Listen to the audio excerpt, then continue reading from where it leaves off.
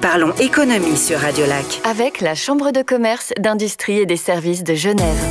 Bonjour tout le monde, bienvenue, nous sommes sur Radio Lac, comme chaque jeudi 14h-15h. Nous sommes également sur OneTV, onetv.ch pour retrouver tout ce qui se passe dans cette émission, pour parler économie, même l'économie de votre peau. Après tout, c'est un peu notre capital également. Eh bien, nous en parlerons ici. Votre peau, décidez de ses soins. C'est une innovation dont on va parler dans la troisième partie de cette émission. Justement, l'innovation qui est vraiment l'un des maîtres mots lorsque l'on parle d'économie et encore plus d'économie à Genève. Eh bien, certains et certaines aident les entreprises à innover. Il faut donc avoir une sorte d'innovation d'avance. Là encore, on s'y intéressera dans cette émission. Autour de la table, également, Éric Simonin. Bonjour à vous. Bonjour. Vous qui êtes responsable de projet au département politique de la Chambre de commerce, d'industrie et des services de Genève. Alors parfois, c'est un petit peu nébuleux. Donc comme on le fait dans cette émission, la CCIG essaye d'expliquer, de décrypter un peu certains enjeux d'actualité. Oui, absolument, avec un nouveau format qui s'appelle Enjeux d'actu, avec des événements qui prennent la forme de table ronde. Le prochain aura lieu le 23 novembre et sera articulé autour du thème de l'aménagement du territoire, avec cette question, quelle place pour les entreprises, donc comment aménager la Genève de demain pour prendre en compte le besoin des entreprises et des travailleurs. Ah, l'aménagement du territoire, ah, la mobilité, justement, ça me fait une transition toute trouvée avec notre premier invité, que voici. Parlons économie sur Radio Lac. Genève bouge pour la planète. Bonjour Guy Pold. Bonjour. Vous êtes entre autres président de Genève Mobilité, que l'on appelait avant Groupement Transport et Économie. Ça c'est fini, place à Genève Mobilité. Est-ce que la mobilité à Genève fait fausse route? On va se poser cette question avec vous. Tout d'abord, pourquoi ce nouveau nom? Je crois qu'il y a une volonté de changement, tout d'abord de prendre en considération toute forme de mobilité, en gardant notre ADN dans le fond, qui est la question du transport et de l'économie, mais de voir dans le fond ce volet-là sous différentes formes de mobilité. Il y avait cette volonté vraiment d'avoir un autre mot qui nous symbolise. La mobilité, c'est pas uniquement le transport alors? Non, la mobilité n'est pas exclusivement le transport, c'est plutôt dit différemment, c'est différents types de transport, que ce soit sans véhicule ou avec véhicule, qu'il soit public ou privé. La mobilité, alors c'est allez, qu'est-ce qu'on peut dire? Un serpent de mer, un des plus grands enjeux, une nébulosité presque parfois à Genève. On a trop de voitures, on aime bien nos transports publics qui parfois font grève. Enfin, on va pas non plus tout mélanger ici. Mais voilà, par quel bout est-ce qu'on prend ce problème-là? Alors, il faut prendre par plusieurs bouts. Ce qu'on constate aujourd'hui, c'est dans le fond, alors je laisse de côté tous les ingénieurs en sécurité et en sécurité routière qui peuplent le canton de Genève, parce que chacun a un avis sur la question, mais si on raisonne tout petit peu différemment aujourd'hui, on se rend compte qu'il y a plusieurs sortes de mobilité. Il y a le transport individuel motorisé, où là, il reste, je dirais, de façon assez constante. Chacun souhaite pouvoir se déplacer de façon individuelle, mais de formes complètement différentes. Il y a des trottinettes électriques aujourd'hui, il y a des vélos cargo. Certains continuent à devoir utiliser leur voiture, simplement parce qu'ils n'ont pas de choix, d'autres uniquement par plaisir personnel. Et c'est dans le fond d'essayer de regrouper tous ces types de mobilité dans une cohabitation qu'on espère le plus heureux possible, et c'est ça qui nous motive. J'ajoute un élément qui est cardinal pour nous, c'est le transport professionnel. Aujourd'hui, quelqu'un qui va travailler au centre-ville peut le faire à vélo, peut le faire à pied, sans trop de problèmes, s'il n'y a pas besoin de sa voiture durant la journée. Quelqu'un qui vient livrer une armoire ou un bidet n'a pas d'autre choix que d'utiliser son véhicule professionnel. Et nous mettons un accent aujourd'hui très fort sur ce type de mobilité-là qui doit pouvoir accéder n'importe où au centre-ville de Genève. On va reparler de transport professionnel, mais avant cela, transport personnel. Vous le disiez, le but c'est que tous ces moyens de transport puissent cohabiter ensemble. C'est le but de Genève Mobilité. Pour l'instant, je ne vous mets pas la moyenne.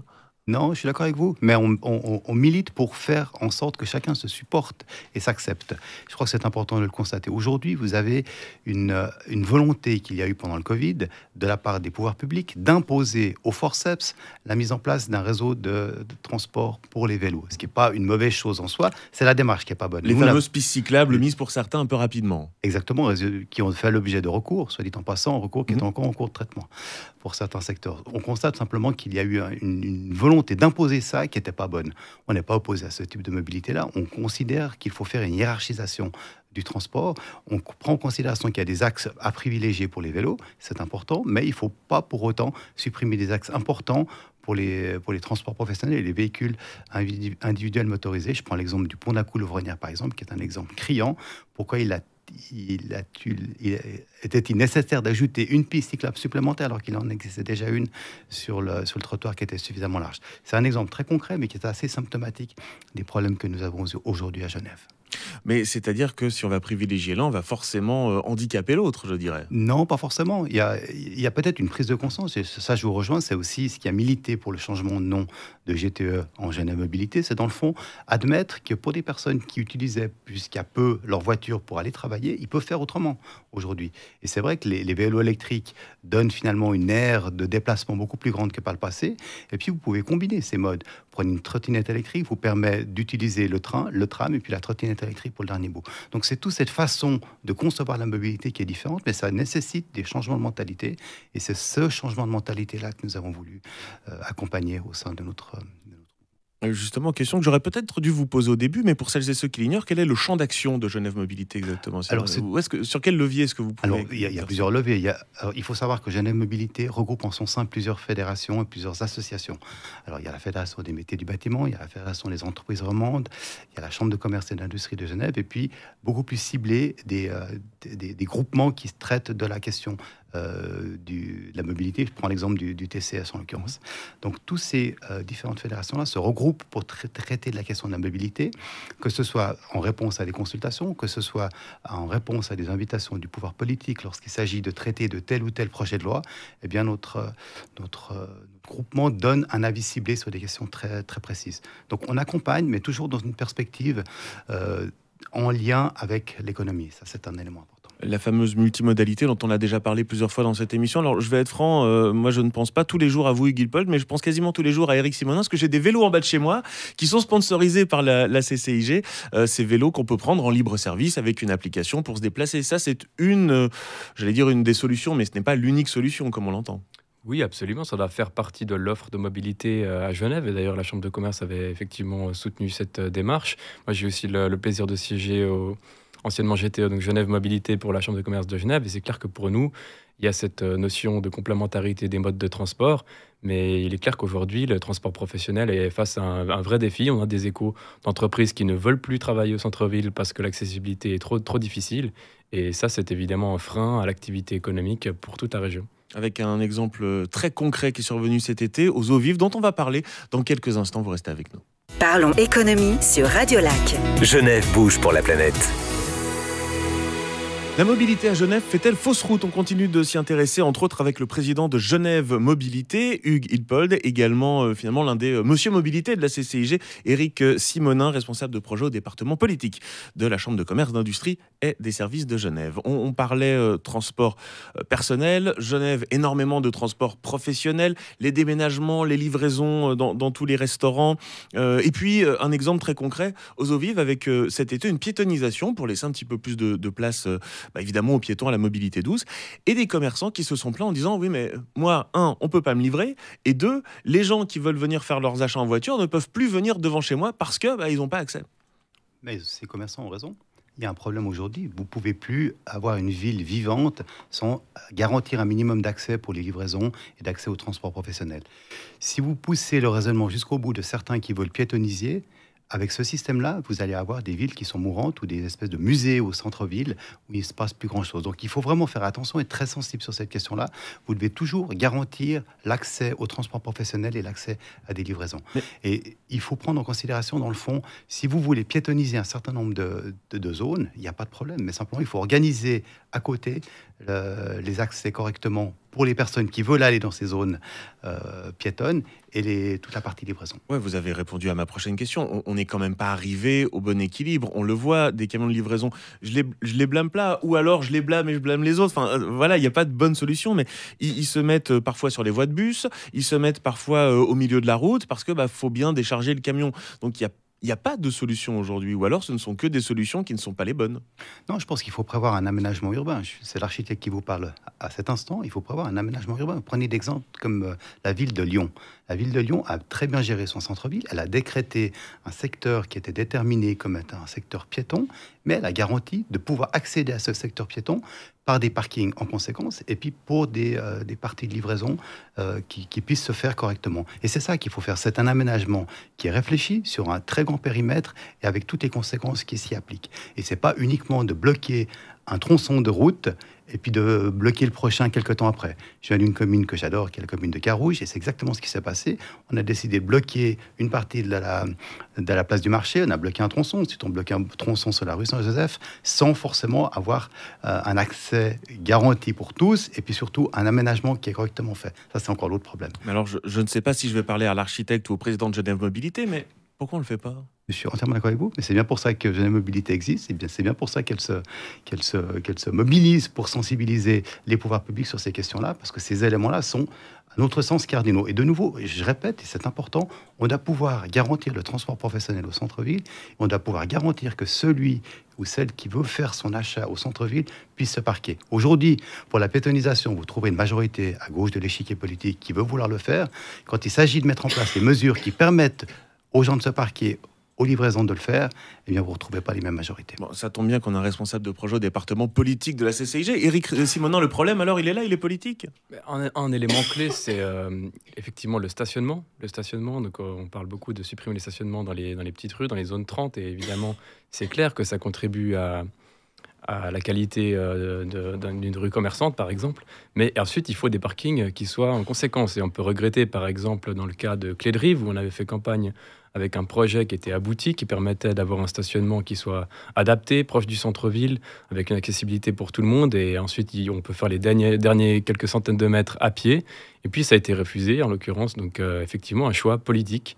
Donc, on peut regretter ce manque d'anticipation des besoins. Pourtant, certains politiques et avocats genevois déploraient de ne pas pouvoir parquer leur scooter là où ils le souhaitaient.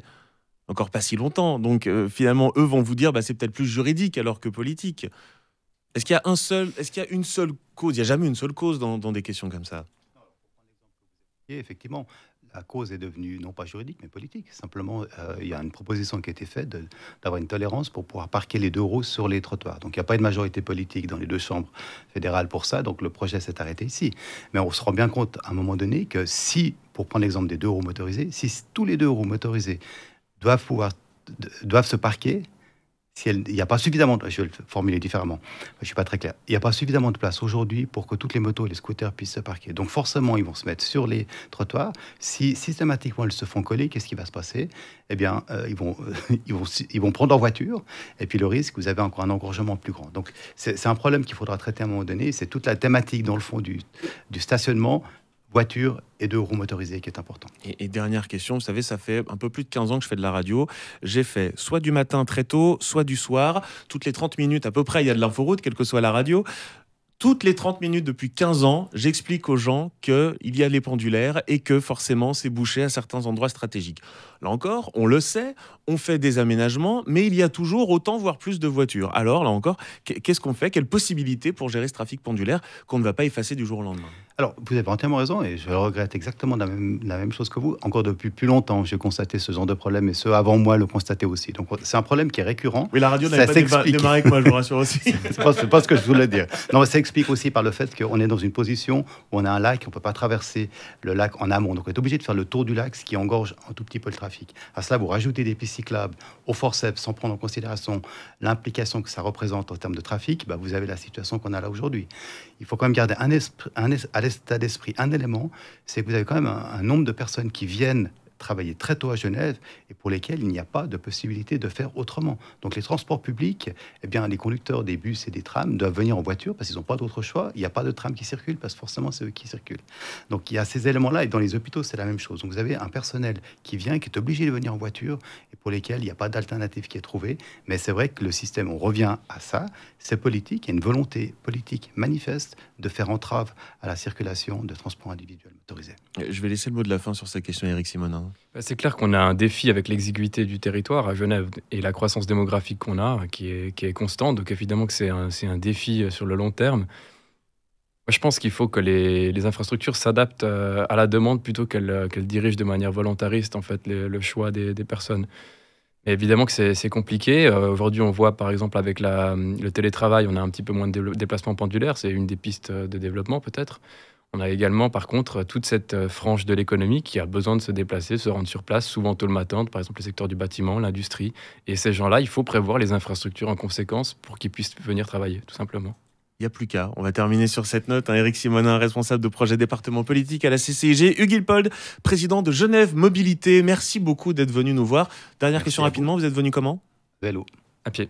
Très bien, merci. Merci à vous. Parlons économie sur Radio Lac. Genève innove. Bonjour Alexis Meucli.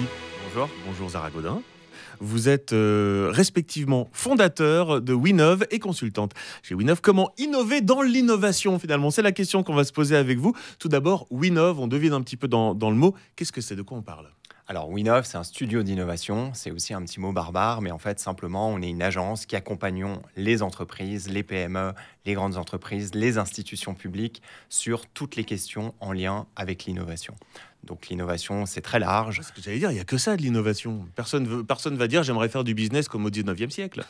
Souvent, on a en tête que l'innovation, c'est un nouveau produit ou un nouveau service. Bien sûr, ça, c'est de l'innovation, mais c'est beaucoup plus vaste que ça. Ça peut être de l'innovation dans les processus, dans le marketing, dans l'expérience client, dans l'expérience même pour les collaborateurs au sein d'une entreprise. Donc finalement, dès qu'on essaye de faire mieux, différemment, eh ben, on fait de l'innovation.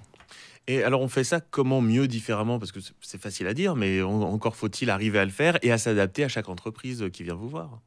Alors, il y a un certain nombre de techniques, de méthodes qui existent. Vous avez peut-être entendu parler du design thinking, qui est aujourd'hui relativement à la mode. C'est une méthodologie qui est centrée sur le client et qui permet en fait d'innover en prenant en compte les besoins du client ou de l'utilisateur final.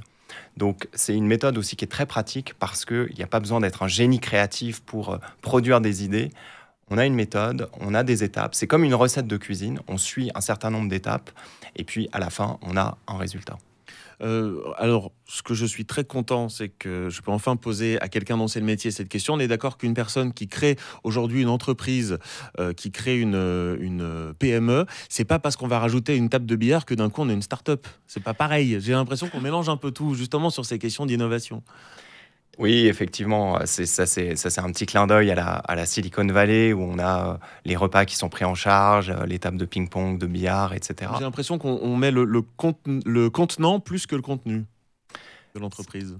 Oui, alors ce qu'il faut comprendre quand même dans l'innovation, c'est que la culture est très importante. Donc finalement, d'avoir des employés qui sont motivés, engagés, force de proposition, participe aussi à produire de l'innovation. Ça participe aussi à la collaboration, ça participe au fait que les employés se parlent entre eux et savent sur quel projet chacun travaille. Donc finalement, c'est peut-être des petits détails anecdotiques, mais finalement, d'avoir différentes initiatives comme ça en interne participe à une bonne culture de l'innovation. Est-ce que tout a été dit, Zara Gaudin? Je vous voyais avoir envie de réagir. Je rajouterais peut-être aussi que la culture d'entreprise, c'est pas uniquement en fait l'état d'esprit des collaborateurs, mais c'est aussi c'est aussi la gouvernance, dans le sens qu'on peut donner par exemple de l'autonomie aux collaborateurs, leur donner la possibilité d'expérimenter des choses, mais être tout à fait contre le risque, ou en tout cas pas avoir envie de promouvoir la culture du risque dans l'entreprise. Et donc là, il y a quelque chose qui peut être antagoniste. On peut donner envie, donner cet effet d'émulation, et de l'autre côté, le contraindre par une gouvernance qui peut être parfois très stricte ou directive. Quel est le rôle d'une consultante là-dedans? Vous venez vous assurer qu'il faut bien de l'innovation? Ça a déjà été fait, ça va pas. Un consultant, en fait, dans ce domaine-là, va comprendre déjà l'intention de l'entreprise. Qu'est-ce qu'elle a envie de réaliser, de changer, le pourquoi aussi. Est-ce que c'est un effet marketing? Est-ce que c'est plus profond? Est-ce que derrière, il est question de la raison d'être de l'entreprise? Est-ce qu'il y a une transformation qui s'opère et qui peut avoir besoin, en fait, de méthodologie, de développer un état d'esprit compatible, finalement, avec ce besoin de changement. Donc le consultant, il est au service en fait de la vision, donc le pourquoi on fait les choses, et dans son panel d'outils, il y a le questionnement, donc poser des questions, lever des loups, poser des questions à plusieurs personnes aussi, parce que parfois il y a une vision qui est très claire au niveau de la direction, mais qui n'est pas comprise dans les différents départements ou dans les différents niveaux hiérarchiques. Donc en fait, le consultant va avoir tendance à créer de l'alignement pour pouvoir finalement mettre en œuvre ces changements. Et j'aimerais rendre hommage à Béatrice Rulle que vous retrouvez chaque matin sur Radio Lac avec cette phrase « Quand c'est flou, c'est qu'il y a un loup ». Levé également donc par Zara Godin et Alexis Meclé. On va continuer de parler de Winov évidemment dans quelques instants sur One TV et sur Radio Lac. Restez là. Parlons économie sur Radio Lac. Genève innove. Et justement avec cette question, comment innover dans l'innovation? Élément de réponse avec Winov, où Zara Godin est consultante et entreprise fondée par Alexis Meclé, toujours avec nous. Alors, pour pouvoir un petit peu synthétiser tout ce que vous faites en Suisse romande, il y a un questionnaire finalement qui a été mis à disposition des entreprises. Qui sert à quoi et quel retour est-ce que vous en avez? Alors déjà, peut-être, je vous propose de revenir sur le pourquoi de ce questionnaire. Donc, c'est ce que disait Alexis. On a tendance à penser que l'innovation se fait dans les startups ou dans les laboratoires de R&D, dans les grandes entreprises. Et finalement, comme on l'a vu, l'innovation est partout. Et donc, forcément, les petites entreprises ou les PME sont également source d'innovation. Et donc, on s'est dit, comment on peut avoir finalement une compréhension de comment sont organisées les entreprises de plus petite taille, finalement, pas les corporates et pas non plus les startups, pour finalement créer de l'innovation. Est-ce qu'elles ont des démarches? Est-ce qu'elles ont des budgets? Est-ce qu'elles ont des processus qui leur permettent finalement de mettre sur pied des innovations? Donc ça, c'était la raison pour laquelle on a lancé ce questionnaire, qui nous permet en fait d'interroger les entreprises sur finalement comment elles sont structurées. Est-ce qu'elles ont, par exemple, mis en place un lab? Est-ce qu'elles ont une démarche d'intrapreneuriat? Est-ce que simplement c'est, vous l'avez dit, autour de la machine à café ou du baby-foot qu'elles vont innover et puis créer en fait ces innovations, ou si c'est plus profond, plus structuré. C'est quel est le terreau d'innovation de l'entreprise finalement? Exactement. Et comment il est orchestré en fait? Est-ce qu'il y a un process? Est-ce qu'il y a une stratégie d'innovation? Est-ce que le but c'est de définir un portefeuille d'innovation à moyen terme par exemple? Et donc c'est ça qu'on essaye de comprendre. Comment sont organisées les entreprises? Quelles méthodes, quelles démarches elles utilisent? Est-ce que c'est du design thinking? Est-ce que c'est autre chose? Et surtout, est-ce que vous avez déjà des éléments très concrets? Qu'est-ce qui en ressort? À ce stade, il y a une 50aine d'entreprises qui ont répondu. Donc, c'est un chiffre qui est clairement pas suffisant pour pouvoir faire une analyse très représentative du terrain. Mais les premières réponses sont déjà intéressantes. On peut prendre juste quelques chiffres clés. Un premier qui dit que 8 entreprises, 8 répondants sur 10 disent faire de l'innovation, donc innovent, et ont une démarche d'innovation à l'interne. Et donc, on a envie, bien sûr, d'aller creuser ce premier fait et le comprendre, et puis aussi le confronter avec beaucoup plus de réponses, en fait. Il y a aujourd'hui plusieurs fonds d'innovation. Alors, on en entend beaucoup parler aux États-Unis, mais évidemment en Suisse aussi, et de plus en plus. Qu'est-ce qu'on en pense de ça? Est-ce que c'est la course à la compétition de l'innovation et à la fin, on a parfois des choses aussi qui font pchit, parce que l'innovation, j'imagine que vous le savez mieux que moi, elle n'est pas toujours obligatoire. Est-ce que je veux dire, tout n'est pas innovation, c'est plutôt ce que je veux dire. Alors, tout n'est pas innovation. Par contre, l'innovation est obligatoire. Je pense qu'on a tous en tête des exemples comme Kodak et Nokia, qui étaient respectivement leaders mondiaux de la photographie ou de la téléphonie il y a quelques années, et qui vraiment, en l'espace de quelques années, ont complètement disparu. Aujourd'hui, Kodak et Nokia existent encore, mais leur influence est vraiment anecdotique. Donc, l'innovation est indispensable. En Suisse, il y a beaucoup de fonds à l'innovation, mais principalement orienté sur les startups. C'est vrai qu'il y a énormément de prix, il y a énormément de soutien à l'innovation pour les startups, mais il faut quand même penser qu'en Suisse, l'épine dorsale du tissu économique est constituée par des PME. Et là, c'est vrai qu'on a beaucoup moins d'initiatives et de fonds et d'aides pour l'innovation spécifiquement pour les PME. Donc là, il y aurait peut-être quelque chose à améliorer. Est-ce que parfois vous avez des entreprises qui viennent vous voir et qui disent « Ok, j'ai une idée, c'est de l'innovation » et vous leur dites « Non, pas vraiment. » C'est-à-dire que rajouter un deuxième bouton sur une montre, c'est peut-être pas la plus grande innovation de l'année, quoi. Ça arrive des fois de dire aux entreprises, peut-être un peu repenser le terme innovation chez vous? En fait, c'est rare qu'une entreprise vienne avec ce type de questions, en tout cas pas chez Winov. En revanche, c'est vrai que comme on travaille au plus près des équipes qui innovent ou qui travaillent dans le cadre de démarches d'innovation, c'est vrai qu'on entend parler de leurs idées, de leurs projets. Et bien que notre posture doive être neutre, ça veut dire que nous, on accompagne, mais on n'est pas décideur et on n'encourage ni dans un sens ni dans l'autre. On a quand même un rôle de faire prendre du recul à nos clients et de leur dire peut-être qu'une approche différente, un regard différent permettrait de faire évoluer ce concept, cette idée initiale en quelque chose qui va répondre à telle ou telle friction ressentie par les utilisateurs, par exemple. Donc, nous, notre rôle, c'est plutôt de leur faire prendre conscience des points essentiels à creuser, à challenger avant de lancer quelque chose. Et là, en fait, on est dans des approches qui peuvent être très complémentaires entre le design thinking qui va avoir pour but de comprendre les frictions, les besoins des utilisateurs et le lean startup qui va avoir pour but de tester en fait des fonctionnalités, des réponses avant de dire maintenant on peut industrialiser quelque chose. Donc c'est un peu ça notre rôle, mais on ne répondra jamais à la question qu'un bouton est inutile ou pas. D'accord. Booster la croissance, sortir des sentiers battus, mobiliser les équipes. Je crois que tout le monde et toutes les entreprises sont d'accord avec ces idées, ces volontés qui sont celles de Winov, où vous êtes consultante Zara Godin et entreprise que vous avez fondée. Alexis Meucli, merci beaucoup d'avoir été avec nous. Merci à vous. Parlons économie sur Radio Lac. Le Focus. Bonjour Stéphanie Renlund. Bonjour. Bonjour Alain Harfouche. Bonjour. Vous êtes les co-gérants de Duolab. Duolab qui nous propose le formulateur, tout cela issu du groupe L'Occitane. On va démarrer par le commencement. Donc qu'est-ce que Duolab ? Alors, vous l'avez en partie résumé. Alors, Duolab est une formidable innovation dans le secteur de la beauté. L'idée, en fait, c'est qu'avec Duolab, vous pouvez, en quelques secondes, en 90 secondes, réaliser un soin personnalisé à domicile. À l'origine, en fait, Duolab est né de l'association de deux grands groupes leaders, chacun dans leur domaine. Le groupe L'Occitane pour la partie cosmétique et le groupe SEB pour la partie formulateur. Et au cœur de Duolab, on en a entendu parler avant avec le consommateur. En fait, il y a un besoin consommateur qui est de dire comment est-ce que je peux offrir au consommateur ou à la consommatrice un soin évolutif à tout moment. Et c'est ce que fait Duolab avec cette formidable innovation.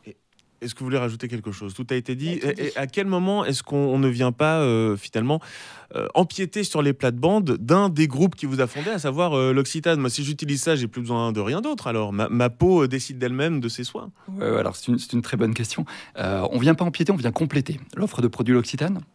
Parce que Duolab a certaines particularités. Alors, on appelle ça des USP, Unique Selling Proposition, des éléments vraiment particuliers qui sont les premiers soins sans conservateur. Donc, on a réussi, grâce aux formules et à la technologie qu'on a développée, à retirer tous les conservateurs de nos formules. Ça a comme bénéfice de parfaitement convenir aux peaux sensibles et aussi aux personnes qui recherchent des soins très propres et très clean. Donc, c'est complètement complémentaire avec l'offre L'Occitane. Et après, le groupe L'Occitane a aujourd'hui 7-8 marques dans le monde entier, avec une capacité de croissance encore forte.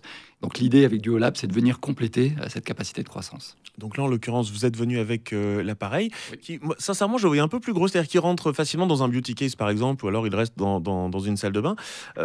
Qu'est-ce qu'on a là sur la table ? Qu'est-ce qu'on peut voir sur One TV ? Alors effectivement, là vous voyez donc le formulateur, et puis effectivement on a des duos de capsules. Donc l'idée, peut-être qu'Alain peut vous montrer les capsules. C'est assez simple. L'idée derrière Duolab, c'est de faciliter aussi l'utilisation pour le consommateur final. J'ai la base hydratante dans la main, donc, par exemple. Vous avez une base hydratante d'un côté, la capsule numéro 1, et la capsule numéro 2 vont être les actifs ciblés, donc ce que vous recherchez. Donc là, typiquement, on a la crème fondante. Pardon, mais comment je sais que j'ai besoin de telle ou telle crème ? Alors, on a la possibilité effectivement de faire son diagnostic de peau directement en ligne sur notre site ou sur l'application. Et donc, effectivement, ça vous donne un petit peu l'état de votre peau actuelle et des besoins donc en termes de capsules. Alors, ça veut dire que ma peau, elle a forcément besoin de la même chose le lundi que le mardi, parce que finalement, j'aurai toujours les mêmes produits, moi. Alors, c'est une très bonne question. La peau évolue, en fait, dans le temps. Alors, a priori, entre lundi et mardi, à moins que vous ayez fait une grande fête le lundi soir, la peau a un même besoin. Pour les afters de Parlons Économie, voilà. Quand on finit à 15h, c'est la folie. Maintenant, la peau évolue en fonction de facteurs externes et internes. Donc la météo, pardon, la météo, l'humidité, les températures vont faire évoluer les besoins de votre peau. En facteur interne, le manque de sommeil, le stress, la fatigue vont les faire évoluer aussi. Donc l'idée avec Duolab, c'est pas forcément tous les jours de faire évoluer votre soin, mais sur une semaine, sur 15 jours, de pouvoir alterner différents soins qui vont répondre aux différents besoins. Voilà. Et donc avec l'application, on arrive à identifier 2 ou 3 besoins ciblés. Et donc l'idée, c'est qu'on va vous recommander ces 2-3 soins qui vont répondre à vos besoins. Oui, parce qu'il faut quand même préciser quelque chose, c'est qu'on a la possibilité, comme pour énormément de choses aujourd'hui, de s'abonner, hein, et on reçoit tout le temps ses soins à la maison. Exactement, c'est un peu l'avantage. C'est pour faciliter aussi, à partir du moment où on a fait son diagnostic de peau, Duolab est vraiment là pour faciliter votre vie et pour vraiment vous adapter de façon très simple et très efficace. Donc effectivement, vous avez l'option abonnement qui vous permet de recevoir exactement la routine qu'il vous faut. Donc juste pour bien comprendre quelque chose, Duolab, c'est issu, vous l'avez dit, de Seb et de l'Occitane. Est-ce que ça a été ce qu'on appelle une joint venture? Est-ce que c'est une entreprise qui était là et qui ensuite a été rachetée par ces 2 groupes? Ça a fonctionné comment? Non. Donc non, c'est un co-développement. En fait, les 2 groupes se sont associés pour mettre en place leur savoir-faire pour développer le produit. Le produit et la marque Duolab appartiennent au groupe L'Occitane, donc qui est l'actionnaire majoritaire. Et au départ, alors il y a une petite histoire. Au départ, c'est un produit qui avait été développé au sein du groupe L'Occitane, au sein de la marque L'Occitane, et qui a nécessité plus de 6 à 7 années de R&D, et qui, en 2018-2019, une décision a été prise, en fait, parce qu'on est sur une véritable innovation, de sortir Duolab de la marque L'Occitane, d'en faire une marque indépendante, une marque à part entière, donc la marque Duolab. Et aujourd'hui, on est sur un spin-off. Donc, on fait partie du groupe, on est actionnaire, enfin, notre actionnaire est le groupe L'Occitane, mais on est une entité indépendante qui fonctionne avec une petite organisation, un peu comme une start-up, une équipe très courte, très agile, avec pour vocation de développer ce produit, évidemment sur le marché suisse, puisque notre siège est en Suisse, mais aussi à l'international. Dont on va reparler dans quelques instants. On peut l'allumer? Allez, on se retrouve dans un instant. Ne bougez pas. Parlons économie sur Radio Lac. Le Focus. Continuons de nous intéresser à Duolab, dont vous êtes co-gérant, Stéphanie Renlund et Alain Harfouche. Alors, pendant qu'on écoutait de la musique, vous avez mélangé donc 2 capsules, hein, la capsule 1, la base, et la capsule 2, qui est, je vais le dire, le concentré ciblé. C'est rapide, ça dure 1 minute 30. Donc finalement, le produit fait sa petite popote, pour résumer un petit peu les choses. Et maintenant, alors, qu'est-ce qu'on fait? Alors, maintenant, vous êtes prêts à l'essayer. Ah bah moi, je veux bien. Libérer le produit. Jamais contre un soin. Et donc, vous voyez, en fait, le produit est resté au sein des capsules. Donc, l'environnement stérile dans lequel le Duolab a été développé est maintenu. Ouais. Et on va pouvoir libérer la formule de soin en direct, là, sur la paume de la main. Donc, vous avez votre soin qui a été élaboré. Donc, vous sentez cette texture. Ouais. Donc ça, c'est juste pour moi, ça. Ouais. J'ai pas tout mis, hein, sinon vous seriez obligé de vous faire un soin complet. Et l'idée, donc, c'est que cette formule a été fraîchement émulsionnée, donc les actifs sont libérés au dernier moment. Et là, il y a peut-être un élément que vous ne sentez pas, parce qu'on a attendu un tout petit peu. C'est un peu chaud. C'est un peu chaud, ouais. Exactement. En fait, les formules sont libérées à la température de la peau, entre 37 et 41 degrés, ce qui provoque une sensation en fait, très très agréable, et aussi améliore la pénétration sur la peau. Vous allez me dire à tout le monde, mais à qui s'adresse ce produit? Plutôt à des personnes qui sont férues de nouvelles technologies, à des gens qui n'ont pas le temps de faire des soins pendant des heures? Alors effectivement, notre cible... Je continue. Allez-y. Notre cible est extrêmement large, mais principalement, c'est tous ceux qui ont envie d'être à l'écoute des besoins de leur peau en temps réel. Puisqu'on l'a dit, ça fait partie des choses dont on sait, hein, la peau évolue. Donc effectivement, c'est aujourd'hui des gens qui effectivement veulent répondre automatiquement et simplement aux besoins de leur peau. Donc ça peut être un homme, ça peut être une femme. Et puis comme vous l'avez vu aussi, il y a un côté très simple et très facile avec l'abonnement qui peut aussi permettre de recruter des nouvelles personnes qui aujourd'hui ne sont pas forcément intéressées par la cosmétique ou par le soin. Après, je vais être honnête, je pense à ma maman parce qu'elle a fait toute sa carrière dans la parfumerie, gérante de parfumerie. Là, on ne passe pas du tout par la case conseil en parfumerie, par un prestataire externe finalement, hein. Alors, si on peut l'avoir, c'est la force en fait et l'intérêt de Duolab. C'est qu'on l'a évoqué tout à l'heure, on a une application qui permet de faire un diagnostic de peau. Donc là, le consommateur peut le faire lui-même. Mais par exemple, en Suisse, on est présent avec Manor. On a lancé en exclusivité chez Manor. Et là, ce sont les conseillères de beauté qui vont vous faire ce diagnostic en direct et vous faire la recommandation du produit qui vous convient. Donc réellement, ça fonctionne dans les 2 cas. Et nos distributeurs font eux-mêmes le diagnostic de peau sans passer forcément par l'application. Je suis pas sympa, vous m'avez fait un soin, moi je continue de vous embêter parce que là on a un produit nouvelle technologie, alors on espère qu'il aura une durée de vie longue, mais on sait que créer des produits, c'est aussi utiliser des matériaux rares, il faut pouvoir aussi recycler, tout ça, ça se passe comment chez Duolab ?